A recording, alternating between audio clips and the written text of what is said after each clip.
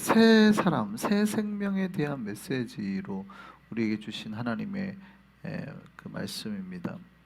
오늘 본문은 옛사람을 벗어버리고 새 사람이 되라라고 말씀하시죠. 그러니까 교회는 뭐냐면 옛사람인 죽음의 습관에서 벗어나서 새로운 마음, 그러므로 새롭게 거룩하게 태어난 새 사람이 되어야 된다는 거예요. 우리가 앞에서 끊임없이 살펴봤어요. 새 마음과 새 힘과 우리가 또 새 교회로 또 여러 가지 우리가 변화될 것들로 계속해서 우리가 살펴봤던 이야기들입니다. 그래서 변화가 돼야 된다는 거예요. 2024년 우리 한성교회가 하나님의 그 새로운 것들로 가득 찬 그 좋은 변화가 우리에게 충만하기를 바랍니다. 그 변화를 생각하셔야 되는 거예요. 변화에는 우리가 생각하는 변화에는 좋은 변화, 거룩한 변화잖아요. 좋은 변화, 거룩한 변화에는 우리가 앞에서 살펴봤듯이 물과 성령의 역사가 있어야 돼요. 니고데모에게 하셨던 말씀입니다. 물과 성령으로 거듭나지 아니하면 하나님 나라를 볼 수도 없고 하나님 나라에 들어갈 수 없느니라. 그래서 우리에게는 거룩한 변화가 두 가지 능력으로 나타나야 되는데 하나는 물의 역사, 성령의 역사, 불의 역사 이렇게 두 개로 나타나야 되는 거예요. 그래서 우리가 물과 성령으로 씻음받고 체험받아야 되는 거죠. 이게 이제 우리를 변화시키는 주된 능력이 되는 거예요. 그래서 변화가 되려면 내가 예수 그리스도의 피로 끊임없이 예수 그리스도의 물로 끊임없이 내 마음을 씻어내고 성령으로 내 마음을 이렇게 태워서 정화시키는 거죠. 이게 변화의 능력이에요. 근데 여러분 그거 아세요? 이 변화는 움직임인데 때로는 변화가 시작이 될 때 내가 굉장히 혼란하고 굉장히 내 마음이 더 혼탁해질 수 있어요. 이게 무슨 얘기냐면 예수 믿고 처음에 우리가 신앙생활을 하면 이게 내가 정리가 될 때까지는 오히려 내가 예수의 물을 받아들이고 성령의 불을 받아들이는 게 오히려 내 삶을 더 기존의 삶을 더 망가뜨리는 게 아닌가라는 생각이 들 때가 있거든요. 근데 믿으셔야 돼요. 뭐냐면 물과 성령은 거룩한 좋은 거기 때문에 오히려 그게 들어와서 내 마음을 때로는 혼탁하게 해도 곧 정화가 될 거라는 걸 믿으셔야 되는 거예요. 무슨 얘기냐면 여러분 오래된 저수지가 있잖아요. 오래된 저수지가 가만히 있으면 이 물은 썩어요, 안 썩어요? 썩지만 사실은 가만히 두면 위쪽은 그래도 좀 맑아요. 밑에가 이제 썩어나게 나가는 거죠. 자, 그러면 저수지 입장에서는 오히려 가만 두는 게 더 좋다고 생각할 수도 있거든요. 근데 이제 저수지 한쪽에 물을 터서 물을 확 집어넣고 이쪽을 빼봐봐요. 그럼 그때부터 어떤 일이 일어나요? 맑았던 저수지 위쪽이 물이 새로 들어오면서 어떻게 해요? 밑에서부터 막 이게 물이 새로 들어오면서 흙탕물이 일어나기 시작합니다. 잘 생각해 보세요. 새로운 물이 들어오는데 어떻게 해요? 맑아지는 게 아니라 그때부터 흙탕물이 일어나죠. 왜냐하면 쓸려 내려가니까 이 물길 때문에 오히려 밑에서부터 싹 이런 일이 일어난단 말이에요. 여러분이 집안 청소를 해보면 알죠. 여러분 청소를 안 하면 바닥이 더럽고 먼지가 있지만 그나마 여기 중에는 먼지가 덜하는 경우가 있는데 청소를 시작하면 어떻게 해요? 왜 창문부터 열어요? 청소를 시작해가지고 뭘 하는 순간 막 먼지가 집안에 난리가 나잖아요. 자, 그러면 청소를 하는 게 좋을까요? 안 하는 게 좋을까요? 가끔은 안 하는 게 더 나은 것 같은데 먼지 이거 봐봐 이거 뭐 이렇게 생각하시는 분이 있을까요? 없죠. 당연한 거예요. 오히려 우리가 새로운 걸 시작하려고 하면 그 순간만큼은 오히려 더 혼돈이 일어날 수 있고 더 먼지가 더 흙탕물이 일어날 수 있어요. 그래서 우리가 예수 그리스도를 처음에 만나고 혹은 내가 좋은 거를 받아들일 때 가끔은 내 삶에 더 안 좋은 일이 일어나기도 합니다. 그래서 새 가족들이 가끔 그러잖아요. 교회 나올 때는 문제가 없었는데 내가 교회 나가기로 하니까 갑자기 뭔가 일이 터진다고 그러는 경우가 있죠. 그런 경우가 영적인 문제예요. 좋은 걸 시작하려고 할 때 뭐가 자꾸 안 좋은 게 있는 것 같다는 생각이 들 때가 있죠. 근데 그때 기억하시라는 거예요. 오히려 새로운 변화를 시작하려고 할 때 일어나는 이런 것들은 현상들은 너무나 자연스러운 거고 이게 나에게 지금 좋은 역사를 일으키고 있다라는 거예요. 때로는 좋은 물을 받았는데 우리 속이 뒤집히는 거예요. 흙탕물이 생기는 것 같고 속이 뒤집히는 거예요. 이전보다 더 탁해지는 것 같아요. 그러나 그때가 지나고 나면 훨씬 깨끗해진 우리 내면이 될 줄 믿습니다. 불의 역사도 마찬가지예요. 불이 가해진다는 건 예를 들어서 음식 재료에 불을 가하죠. 그러면 그때부터 그 안은 요동치는 거예요. 물이 끓기 시작하고 재료가 움직이기 시작하고 여러분 요동치는 거예요. 변화가 있는 거예요. 그런데 그 변화 때는 내가 같이 역사되고 움직여줘야 되는 거예요. 근데 재료가 만약에 움직여지지 않고 가만히 버티면 어떻게 될까요? 밑에부터 타기 시작하는 거예요. 역사에 따라서 같이 움직여줘야지 어떤 재료가 바닥에 딱 붙어가지고 나는 꼼짝 안 할 거야 하는 순간 거기부터 타는 겁니다. 죄가 되는 거예요. 여러분 성령이 우리 마음속에 때로는 역사를 하시죠. 뜨겁게. 그러면 그 역사에 따라서 내가 변화되고 움직여야 되는 거예요. 그래야 내 몸에 골고루 성령의 역사가 이거가 만들어지는 거죠. 근데 버텨내면 성령의 불이 내게 오는데 거기부터 타기 시작하는 거예요. 죄가 된다는 얘기죠. 우리 안에 그런 거룩한 변화들이 일어나기를 소망합니다. 그래서 정말 변화하는 힘에 따라서 우리가 움직여줘야 돼요. 근데 이제 이게 우리에게 힘든 건 뭐냐면 앞에서 말씀드렸지만 그 성령의 역사, 거룩한 역사를 이렇게 좋은 역사를 이렇게 받는 사람의 입장에는 그게 때로는 뭐처럼 느껴지기도 해요. 그게 때로는 고난처럼 느껴지기도 하기 때문에 힘든 거예요. 하나님 우리를 강하게 하기 위해서 때로는 우리를 이렇게 몰아칠 때 있단 말이죠. 그러면 그게 우리에게 때로는 왜 이렇게 힘들게 하시지? 라는 생각이 들 때가 있단 말이죠. 근데 그게 우리를 고통스럽게 하는 게 아니라 우리를 더 강하게, 더 생명력 넘치는 존재로 변화시키는 거란 말이죠. 그거를 깨달을 수 있는 우리 눈이 있기를 바랍니다. 근데 물론 이 파트는 좀 어려운 파트긴 해요. 왜냐하면 미래를 한참 지나고 나야 보이는 파트이기 때문에 현재 있는 동안에는 인간은 제가 말씀드렸잖아요. 인간은 본능적으로 고통스러운 걸 절대 좋아하는 존재가 아닙니다. 인간은 뇌는 항상 제가 말씀드렸잖아요. 인간의 뇌가 가장 게으르고 인간의 뇌는 가장 이기적이라고 말씀드렸죠.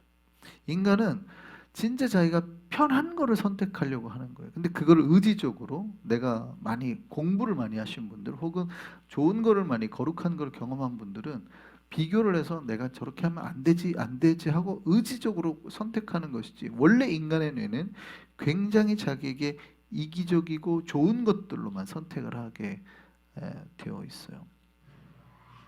그래서 우리가 현재 상태에서 어떤 닥치는 고난을 신앙의 눈으로 깨달음의 눈으로 그걸 아는 사람은 이 고난을 이겨내려고 하는데 그렇지 않고 본능에 가까운 사람일수록 어떻게 해요? 거부합니다. 힘들어합니다. 되게 지쳐합니다. 고난이 오면 되게 고통스러워하는 게 그래서 자기 의지와 기도를 하는 사람은 이겨내지만 그렇지 않은 사람은 굉장히 힘들어해요. 내가 왜 이거를 굳이 이렇게 해야 돼? 내가 이거를 뭐 맞으면서 해야 돼? 내가 이렇게 힘들으면서 뭘 어디를 뭐 수고를 해야 돼? 뭐 이렇게 생각해요. 굉장히 본능에 가까울수록 어려운 거예요. 근데 이게 좀 이 고난의 파트가 사실은 신앙에서 가장 어려운 파트긴 해요. 우리가 신앙 영적 훈련에서 고난 파트가 제일 어려운 파트입니다. 이거는 왜냐하면 한참 지나고 미래가 돼야지 우리가 이해가 돼. 현재에서는 누가 고난을 좋아합니까? 영성 있는 사람도 고난을 좋아하지는 않습니다. 영성이 깊은 사람도 고난을 좋아하는 사람은 아무도 없어요. 다만 이 고난이 앞으로 나에게 유익이 될 거라고 하고 인내하는 힘이 큰 거지. 제가 여러분보다 목사고 한다고 그래서 제가 고통을 좋아해가지고 막 그 고통을 즐기는 변태는 아니에요. 그렇죠. 당연히 저에게 문제가 있으면 힘들죠. 왜 그걸 뭐 누가 즐기겠어요. 다만 이 모든 고난도 유익이 되고 하나님께서 나를 더 강하게 할 거라는 깨달음이 있으니까 인내를 하는 거예요. 그래서 로마서 말씀이 환난은 그 다음에 뭐를 가져와요? 인내를 가져오는 거예요. 환난이 바로 기쁨을 가져오지 않은 거예요. 환난은 인내를 우리 안에 만드는, 그러니까 고난을 통해서 내가 이겨내는 힘을 키워야 되는 거지. 내가 그냥 여러분 그러니까 편안하다고 해서 다 좋은 게 아니에요. 천국이네, 드디어 나는 여기 천국이네, 아무 걱정 없네 하는 게 그때 당시에는 좋은 것 같지만 멀리 보면 절대 좋지 않다는 거. 여러분 16세기에 그다음에 17세기를 따라서 인도양의 모리셔스라는 섬에 도도라는 새가 살았습니다. 이 도도는 칠면조보다 좀 큰 새인데요. 굉장히 큰 새인데 이 새는 그 섬이 딱 섬이니까 한복판에 인도양 한복판에 있어가지고요.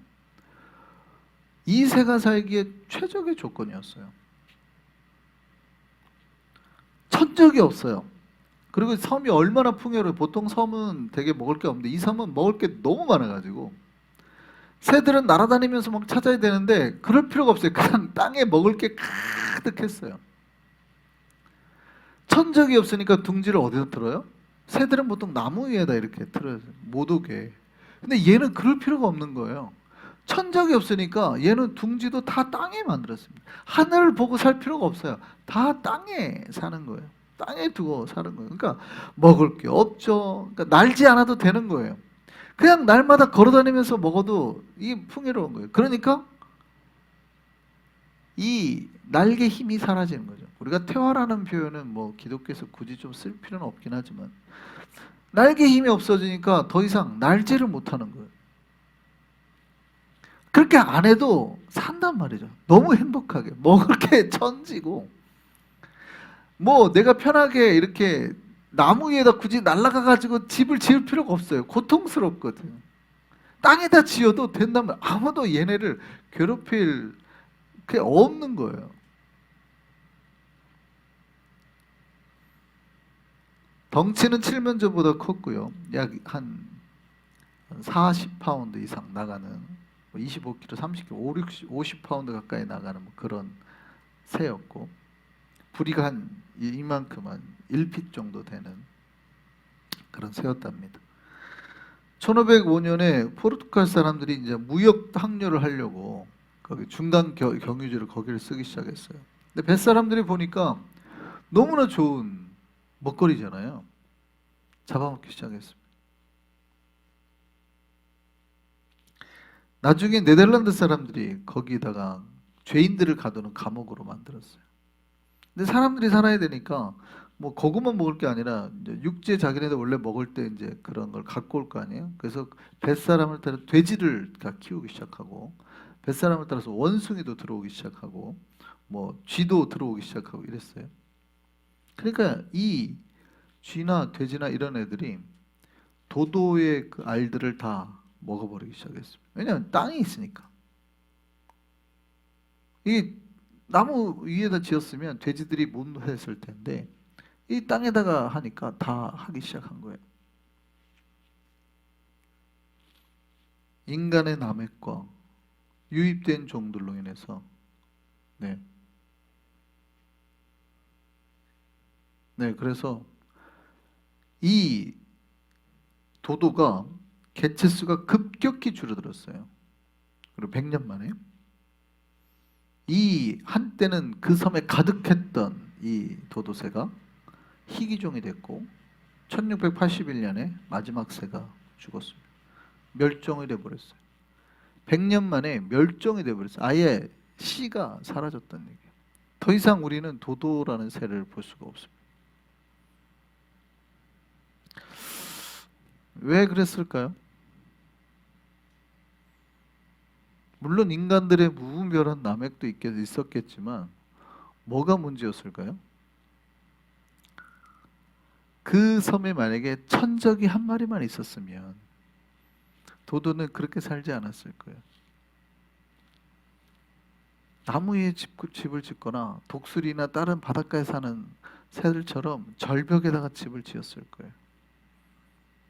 그러면은 이 천적들이 못 오니까 너무 행복하니까 너무 걱정이 없으니까 그냥 땅에서 땅만 바라보고 사는 거예요. 하늘을 볼 필요가 없어요. 날 필요도 없어요. 노력을 안 해도 되는 거예요.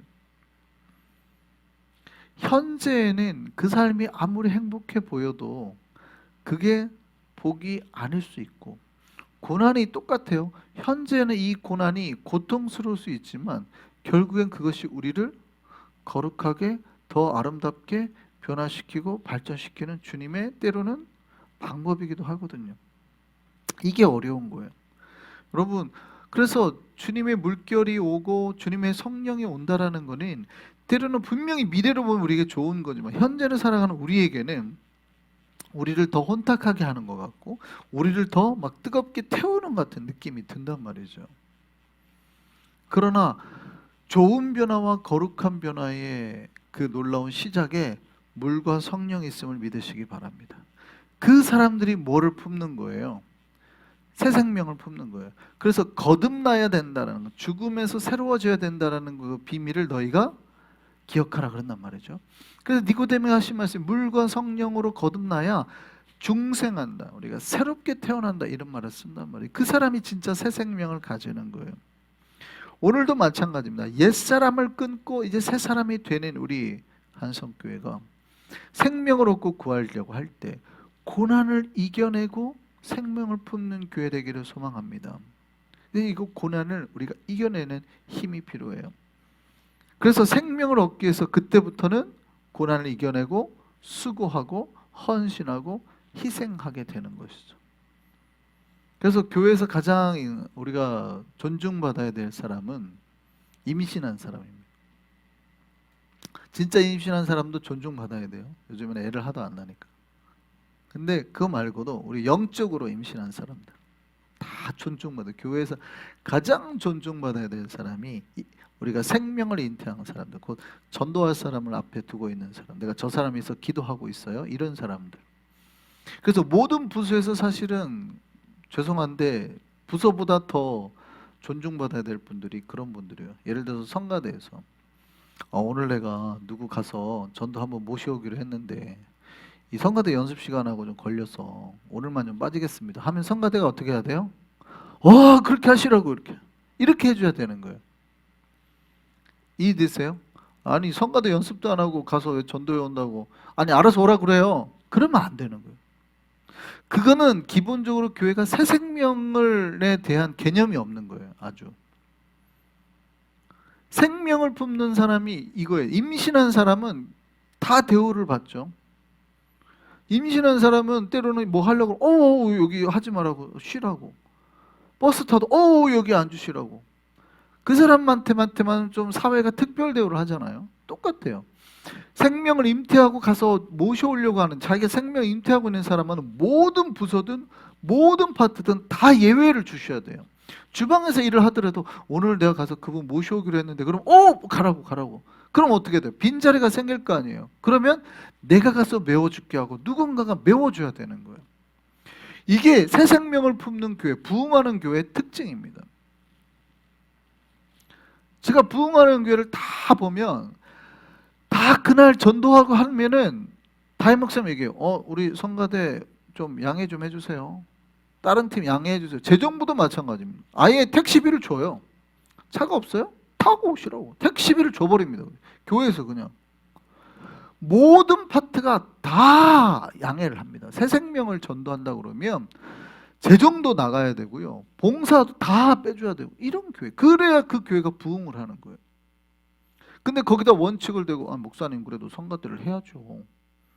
주방 봉사를 해야죠. 이렇게 해버리면 그 교회는 절대 부흥을 못해요. 제일 중요한 게 뭐예요? 교회에서 생명을 잉태하는 그런 교회. 우리 생명을 품는 교회, 이 교회의 모든 목표가 바로 이 새 생명에 집중돼야 되는 거죠. 우리 한성교회가 이 새 생명을 품는 교회 되기를 원합니다. 교회의 제일 중요한 거는 사실은 건물이나 재정이 아니라 사람의 생명이에요. 주님을 믿고 고백하는 영혼의 생명들로 가득한 교회, 사람을 살리는 것보다 중요한 건 없거든요. 스위스에 그 할리 듀란트라는 은행장이 있었습니다. 당시 이 사람은 꿈이 있었어요. 유명해지는 꿈, 그 다음에 자기 나라의 경제를 살리는 꿈. 그래서 누구를 만나야 되겠다 생각했냐면 당시에는 나폴레옹 시대였기 때문에 나폴레옹을 만나야 되겠다 생각을 했어요. 그래서 나폴레옹을 만나는 거 두 가지 이유가 있습니다. 하나는 개인적인 꿈, 당시의 세계 최고의 황제인 나폴레옹을 1대1로 만나고 싶다라는 꿈이 있었고, 두 번째는 나폴레옹을 만나서 스위스 경제 대국, 스위스가 이 프랑스와의 경제 협력을 통해서 이 자기네 나라를 살려야 되겠다 이 생각이 있었습니다. 그래서 나폴레옹을 만나러 갔는데 나폴레옹이 마치 전쟁으로 떠난 거예요. 그래서 이 사람은 프랑스에 머물지 않고 쫓아갔습니다. 전쟁터까지. 그래서 전쟁을 어디를 하게 되냐면 프랑스하고 오스트리아하고 전쟁을 하게 된 거예요. 그 전쟁을 하는데 그 전쟁의 현장에 참석을 하는 거였죠. 그래서 거기서 그는 전쟁을 실제 마주하게 된 거예요. 전쟁이 끝나고 이 사람은 그 전쟁의 참상을 보고 그냥 돌아오지 않고 수많은 이 시체들, 의사들과 함께 부상병들을 처리하고 시체들을 치우는 일을 도왔어요. 그리고 이 사람은 자기가 가졌던 꿈을 포기했습니다. 그리고 새로운 꿈을 꿨어요. 그건 뭐냐면 평화에 대한 꿈이에요. 예전에는 나폴레옹 황제가 프랑스와 경제 협력을 해가지고 자기네 나라가 잘 사는 꿈을 꿨는데 더 이상 그게 아니라는 걸 깨달은 거예요. 평화가 있어야 된다. 이 세상에서 전쟁은 사라져야 된다. 그리고 그 꿈이 자기의 마음을 움직였죠. 그래서 적극적인 무브먼트를 펼쳤는데 그 무브먼트와 함께 세운 게 뭐냐면 바로 적십자사입니다. 레드크로스. 이게 그때 생긴 거예요. 원래 은행장이었던 사람, 듀런트라는 사람에 의해서 이 레드크로스가 그때 세워진 거예요. 그리고 이 사람이 첫 번째 노벨 평화상을 수상하게 되죠. 그리고 재미있는 건 이 적십자기 색상이 스위스 국기와 똑같죠. 그러니까 자기 조국에 그 전 세계 평화를 심고자 했던 거예요. 여러분, 우리의 소망은 정말 내가 각자 꾸고 있는 꿈이 있잖아요. 잘 살고 싶은 꿈도 있고 뭐 이런 꿈도 있지만 진짜 소망은 하나님 앞에서 평화와 생명을 꿈꾸는 거. 그리고 우리가 생명을 꿈꾸고 씨앗을 품으면 반드시 이것은 우리에게 열매 맺어서 돌아오게 될 줄 믿습니다. 여러분, 그 야은순 씨가 쓴 사랑과 행복의 초대 이런 글이 있었어요. 실제 우리 한국에서 있었던 겁니다. 6.25 때였는데 이 임신한 어머니가 여인이 그 피난을 가던 중에 엄청 추운 날, 눈 오는 날 어디 실제 진통이 오니까 그냥 길가에 아무데나 한 대 들어가가지고 애를 낳게 된 거예요. 아무도 도와준 사람이 없었습니다. 피난길이니까. 근데 당시에 애를 낳은 다음에 이 애를 쌀 보드기가 없잖아요. 그러니까 자기가 입고 있던 옷을 다 벗어가지고 엄마는 다 발가벗겨줬고 그걸로 아기를 감싼 거예요. 그 겨울이고 추우니까 그 이 엄마가 애를 낳자마자 그 자리에서 죽어버린 거예요. 왜냐면 뭐 옷도 애기한테 다 줬으니까. 그때 미군 병사 한 명이 차를 타고 가고 있었답니다. 근데 마침 그 차가 휘발유가 기름이 가스가 떨어진 거예요. 그래서 가스를 넣으려고 이렇게 찾는데 갑자기 애기 소리가 주변에 들리는 거죠. 그래 가봤더니 그 처참한 광경이네요. 엄마는 다 발가벗겨져 있는데 보니까 이 엄마 옷이 애기한테 다 있는 거죠.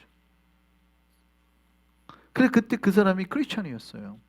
아, 이거는 하나님께서 이 아이를 살리려는 뜻인가 보다. 나를 여기로 보낸 게, 내 차에 기름이 떨어지게 한 게 하나님의 뜻인가 보다 하고 그 애를 데리고 와서 키우게 됩니다. 미국으로 데려온 거죠. 그래서 나중에 미국에서 이 아이가 컸어요. 그 다음에 얘기를 해줍니다. 출생에 대한 이야기. 그리고 이 아이가 나중에 한국에 왔죠. 한국에 와서 엄마의 묘를 찾았다 그래요.